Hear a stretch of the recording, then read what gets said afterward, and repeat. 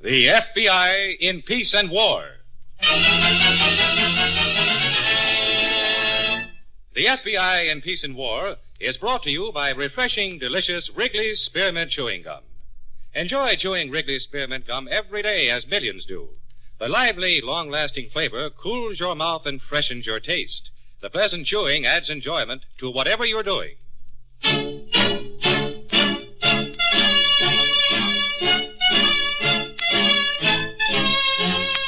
Another great story based on Frederick L. Collins' copyrighted book, The FBI in Peace and War. Drama, thrills, action. Tonight's story, The Club Date.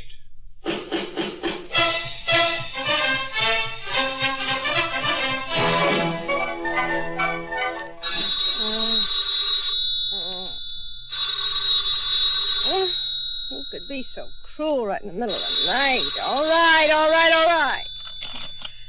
Hello? Hiya, Joan. It's not Joan. Dory, honey, how are you? I'm terrible. Chuck, what's the idea of calling this time of night? Night? Well, look, it's 3 o'clock in the afternoon. Now, don't tell me you two lopers are still in bed. Chuck, dear, I will appreciate it muchly if you will refrain from shouting at the top of your lungs this hour of the night. Dory. I also will appreciate it if you will refrain from talking at all so as I can complete my beauty sleep. Okay, I was foolish enough to think the prospect of 10, maybe 15,000 fish might wake you up. Darling, who's not awake? You got a pencil handy? Just give me names, addresses, and serial numbers. Well, the names are Arthur Bruce Ross and Chester Monroe. The address, Sherry Plaza Hotel. They were just in the club for a steam bath, a rub down, a little flabby, but they're all set to howl. Wives gone to the country? Florida country for Christmas, New Year's. All they were missing was a couple of dates, so I figured... You figured you'd rub them down and Joan and me'd shake them down. That's what I figured. Anyway, they have your number, so when they call, just give them the business. What are we this time? Beautiful models or beautiful nightclub singers? Beautiful TV actresses. We got to keep current. Okay, Chuck. You leave it to us. We'll give them the show business.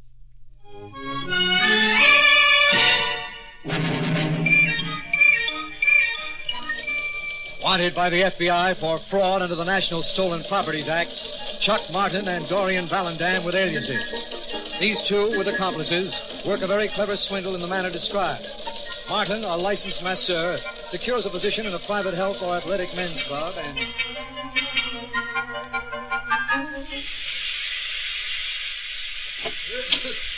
Mr. Ross, Mr. Monroe, 5 minutes. That's enough steam for you.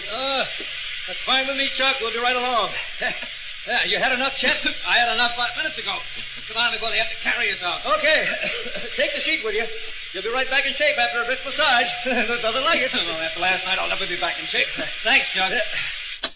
All right, this way, gents. Tables 4 and 5. Mr. Monroe, you can have a little sun ray while I work on Mr. Ross, huh? Yeah, but let's not work too hard, eh, Chuck? You know me, Mr. Ross, the tender touch. Stretch out, relax now. I'll have you looking like a million. All right, now, come on, loosen up. You okay over there, Mr. Monroe? Hey, Chet's out cold, huh? He's sound asleep. I don't want him to get too much sun. Don't worry. Just say scotch and soda when he's had enough. Chet'll come up bouncing. Oh, this feels better. Uh-huh. Rough night, huh? Well, a little rugged, Chuck, but worth it, believe me. My recommendation was okay, then. Okay. Chuck, where in blazes did you ever find two beauties like that? Huh? Oh, easy there. Oh, now we got to get these knots out. Yeah. Well, I'm glad you and Mr. Monroe enjoyed yourselves. Next time you want a couple of dates, just call up yourselves, huh? Already have, Chuck. Next time's tonight. Oh, a couple of fast workers. Well, I don't know about Chet there, but I went over pretty big. You did, huh? Yeah, I guess the old touch still hasn't gone completely, anyway. Makes you feel kind of young again, you know? Okay, turn over. Well, I mean, a man needs a girl making a fuss over him again. Well, just don't let a girl know you wear a stomach support for the belly, that's all. Don't worry. If there's one thing should be kept secret, it's the... That's the phone. Do you mind, Mr. Russell? No, not a bit. I could use the rest period. Go right ahead. It's probably an appointment. I'll finish you up as soon as I get back. Won't be a minute. No hurry. Take your time, Chuck. Hello. Hello, Chuck. It's me, Dory. Hey, honey, what did you and Joni do to those guys, anyway? They there now? They're practically in a coma. We'll pull them out of it by tonight. We got a heavy date. So I understand. I think it's time to shift into high, don't you? Why I called. Joan and I worked up a telegram. You got a second? Shoot. To Mr. Waldo Jackson, Esquire, Hotel Belmore, Passaic. Proposition we are working on near ready. Suggest you join us immediately. Signed, Joan, Dory, and Chuck. Okay for sending? Okay for sending. I'll see you later, Dory. Bye. Bye, Chuck. Yeah, I'm sorry for the interruption, Mr. Ross. I'm ready to finish you up now.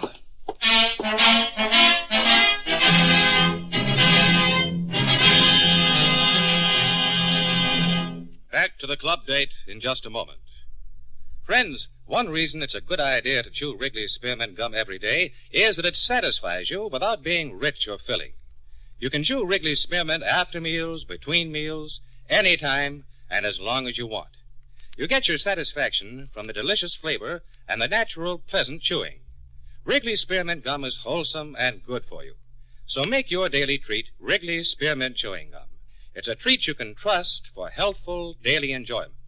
Always keep a package or two of Wrigley's Spearmint Gum handy in your purse or pocket. Be sure to get Wrigley's Spearmint Chewing Gum. Healthful, refreshing, delicious.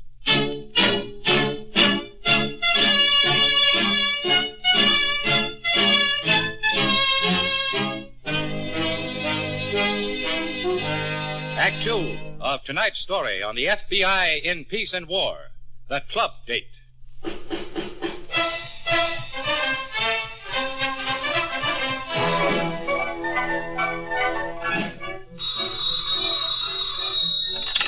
Hello?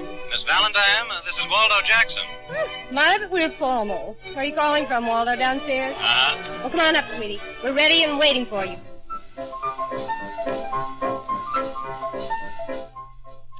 All right, Dory. What's his name?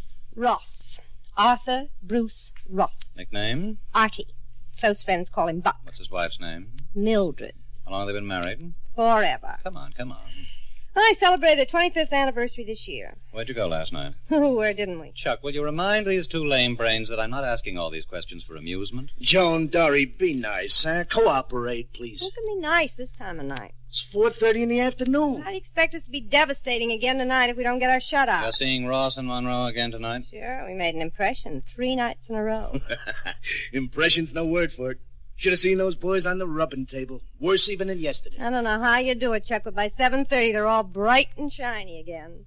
Well, be tonight, girls. The big club, El Sirocco, 51. Well, you let me know that in the morning. Right now, tell me where it was last night. Where else? The big club, El Sirocco, 51. All right, I guess I have enough. Chuck, you can fill me in on the rest. Okay to go back to sleep now? It's okay, as long as Waldo's on the beam. Am I? Well, looks like to me. Joan, honey, one drink before we take off. Huh? And you're sure this Ross character is going to act according to schedule when I turn up at his office? Well, figure it for yourself. Now, he's a wealthy, respectable citizen. He's got a long-time wife, fancy apartment, sweet hunk of moolah in the vault. Soda, Chuck? No, straight.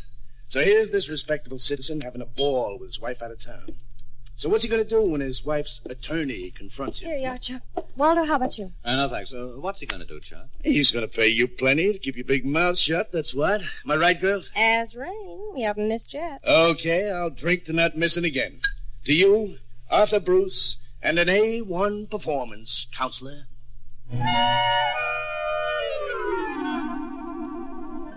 FBI identification number 16J21206. Jack Waldo, alias Waldo Jackson, alias Dr. Jackson, alias the counselor. Height, 6 feet 1 inch.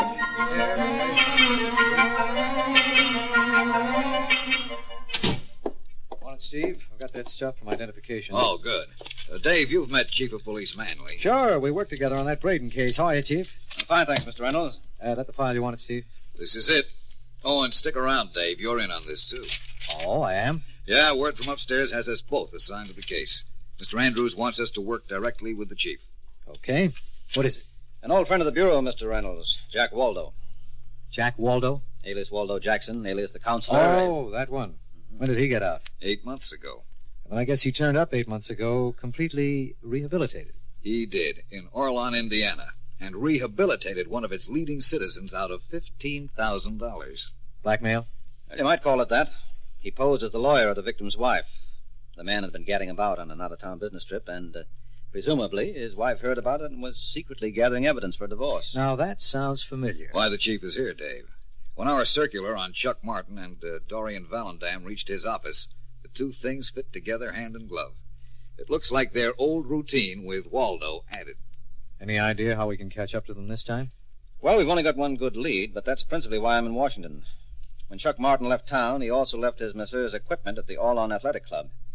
Mr. Stevens and I were figuring that might possibly lead someplace. That's all? That's all, Dave. One kit of masseurs' equipment put out by Steiner Brothers in Detroit. But as they say in the law books, the smallest lead often brings the biggest result.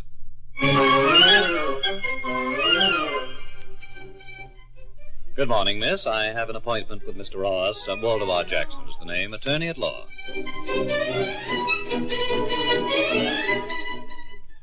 All right, Mr. Jackson. Now, suppose we stop talking in circles. Just what does this mean? It means just what I asked, Mr. Ross. What's going on between you and a young woman named Dorian Vallandam? Do you mind if I smoke? Now, look, Don't Mister... tell me you're not acquainted with Miss Vallandam. Believe me, it won't do you. What are you trying to pull? Just who are you, anyway? Now, Mr. Ross, don't get excited. Sit down and relax. Who are you? What are you pulling? I demand that you tell me. Nice cigar. What, you... Mr. Ross, I honestly don't feel you're in a position to demand anything. Now, please sit down. Well... That's better. Haven't learned to control that excitability, have you? She said you were a high-strung individual. She? Dory Vallandam said? Miss Vallandam. Well, you are representing her, aren't you? This is some kind of a hold-up, I imagine. Huh? Oh, my dear Mr. Ross, you are high-strung.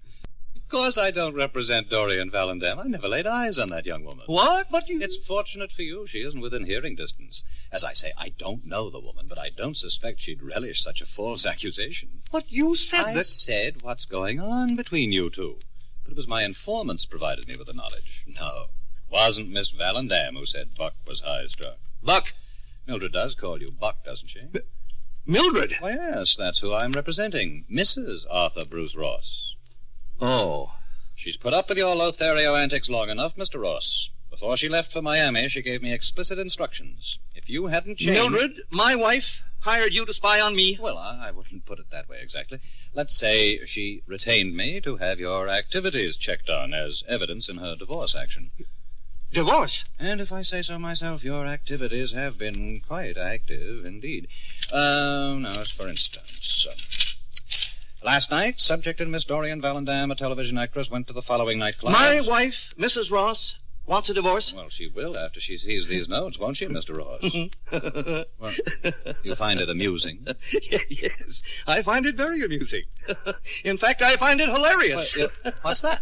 Now, see, here, Mr. Ross. Look, you'd better sit down, Mr. Jackson. After you hear what I tell you, you'll find it hilarious also. In fact, I absolutely guarantee you will.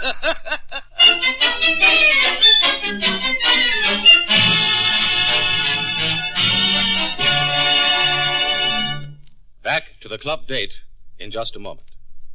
Friends, here's a helpful suggestion that will add to your family's fun and enjoyment on Christmas. While you're doing the rest of your Christmas shopping, get some packages of healthful, delicious Wrigley's Spearmint Chewing Gum. Hang glistening packages of Wrigley's Spearmint on your tree.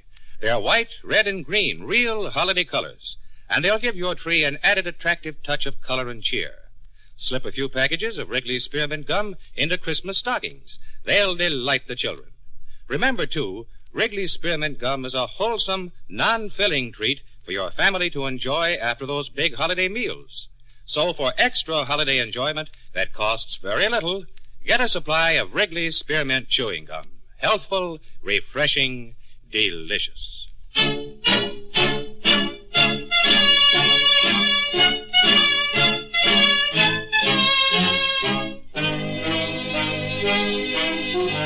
Act 3 of tonight's story on the FBI in Peace and War, The Club Date.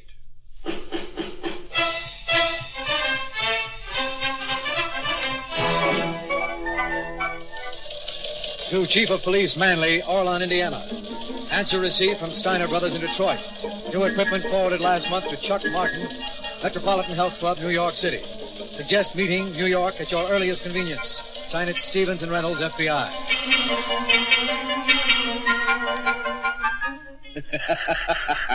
So you told him your informants had all the info on him, huh? I did. And his wife was ready to get a divorce. You hit him with that, too. I certainly did. Well, come on. How much did he give you for mum's the word? He gave me the shock of my life. Huh? What? What do you mean, shock of your life? Folks, our dear sucker, Mr. Ross, said something we just didn't count on. Yeah? He said Yeah. he wants a divorce. No. What's a divorce? That's what he said. He's been wanting one for the last 10 years, he said, only the missus would never consent. Oh, my Can you imagine that? We sure didn't count on something like that, did we? We sure didn't count. What's the matter? Nothing. Nothing. We're so glad you're amused. Charm, to be sure. You don't think it's funny? Dropping 10, maybe 15 G's. Always good for a laugh. I'm holding my side. What? Who said anything about dropping 10 G's? What do you mean, who said? You said. You know, every time you open your yap, Waldo, I don't like it. Now, wait a minute, Chuck. Now, wait a minute. Don't jump off the deep end. I hear Waldo's brain cooking. Thank you, Dory, dear. Cooking what? Well, when our friend Mr. Ross sprung the unexpected on me, I was taken aback, naturally. Naturally. But only for the moment. So the man wants a divorce, I said to myself, so Waldo will give it to him. Huh? In fact, that's the reason I'm in the man's office, to arrange for the divorce and the financial settlement. Ah! Financial settlement. That's like money? That's exactly like money, Chuck. Normally it's called alimony. However, the plan I worked out with Arthur Bruce does away with long, drawn-out payments. The plan we worked out calls for one payment only. A flat figure of $35,000 payable upon my return with a legal drawn document at 3 o'clock this afternoon. Now, I think that's rather funny, don't you?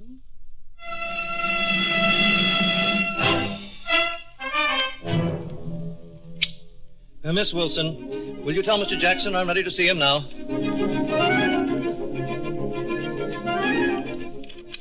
And it is further ratified, approved, confirmed, and adopted by the court, and made a part of this agreement set out in full herein, and the parties are hereby directed to carry out all the provisions thereof, done in open court, the date, signatures, and so forth. So, that's about all there is to it, Mr. Ross. How does that sound to you? Well, it sounds very interesting. Don't you think so, Steve? I certainly do. Interesting, to say the least. Yes. I hope you don't mind my having Mr. Stevens here to advise me, Mr. Jackson. Mine? On the contrary, sir, I'm delighted. As an attorney, I think it only proper that you be represented. In fact, I wouldn't have it otherwise. Neither would I. And now, if this agreement is satisfactory... Mr. Jackson. Sir? May I ask one question? Any question at all? What about visitation? What about what? Visitation. What about it? Surely you've included a provision on children. Well, if the two are getting a divorce, I think it unlikely. Mr. Stevens is referring to my boy at prep school, Mr. Jackson. Arthur Bruce, Jr. Oh, your boy at prep school. Surely you've included a provision on him. A visitation provision. Uh-huh. Well, now, frankly, Mr. Stevens, I forgot. Let me go on record as saying I have no objection whatever to including it. Well, I'm going to see that you go on record, Mr. Jackson. I have no objection, believe me. It wouldn't make any difference if you did. Well, I don't. No objection whatever. You just name it, and I'll include it. You're very obliging, Mr. Jackson. My client is anxious to have this settled, sir, and to tell the truth, so am I. My schedule has me in Miami this time tomorrow. Mine has me in Washington. Well, then, if Mr. Ross will give me his check, I'll give him my word to include the provision in the matters behind us. That's all there is to it, huh? That's all. Well, what do you think, Steve? Well... I have a certified check here for $25,000 made out to Mr. Jackson. For $35,000, I believe. No, I think Mr. Stevens has the one for $35,000. Oh? And I also have one here for $10,000 and another for $15,000. You do have the one for $35,000, don't you, Steve? All those checks. You must have been expecting to settle this. Yes, I've been collecting them for Uncle Sam with that very thought in mind. For whom? Uncle Sam. I'm afraid you also forgot to include a provision for him. Well, I have no objection to including any provision for relatives. Well, long as you're willing to go on record... I am, completely willing. Is Sam on the wife's side or the husband's side? Well, which would you say, Steve? I'd say he's on the government's side. On whose side? The government's. Wouldn't you say that, Arthur? Oh, I would, indeed. The government's side. That's what he'd say. Something tells me something's going on here, and that something Jackson's not in on. What's going on? You are, Mr. Jackson. You're going on record. I'm already on record. I know, but you're going on again. Oh. You're one of those agents, huh? Uh-huh. F.B.I. That's right. Federal Bureau of Investigation. How do you like that? I like it, Mr. Jackson. Mr. Ross, this was a dirty trick, but I'm going to give you some free advice anyway. Go ahead. A man should never play around when his wife's away. It only leads to trouble. That's my advice, Mr. Ross. Thanks. I'll remember it. Okay, Waldo, let's go. Where? Where? Why, to the athletic club, of course. After a trying day, there's nothing like a brisk massage, is there? No, there's nothing like it. To think last New Year's resolution was a solemn promise to make this New Year's resolution outside the pokey. Oh, well, if at first you don't succeed, try again, eh? All right, Uncle Sam, let's go.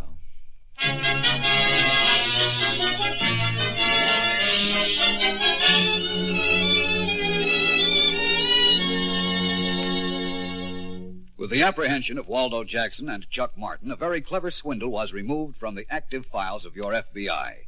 Both men went to prison for terms of 6 years. Dorian Vallandam and Joan Bryce were sentenced to serve 2 years in a women's penitentiary. Their separate confinement was the final booking of the club date.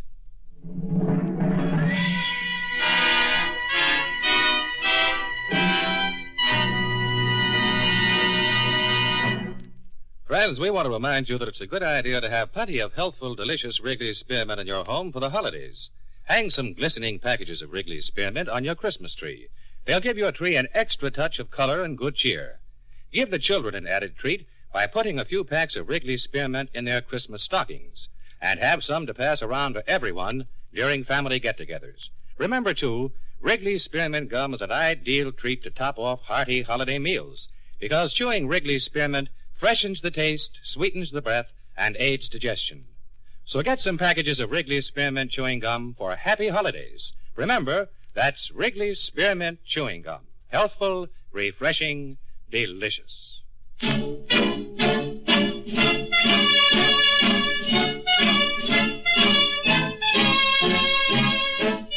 In tonight's story, Alan Hewitt played the role of Waldo Jackson.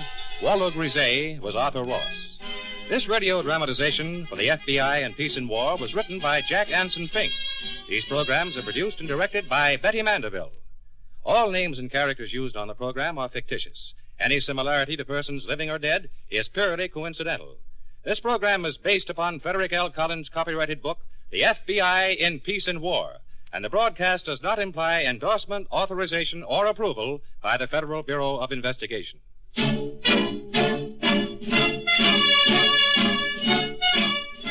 The makers of Wrigley's Spearmint Gum, the refreshing, delicious treat that gives you real chewing enjoyment, invite you to listen to next Wednesday's story, The Handyman, on the FBI in Peace and War. Same time, same station.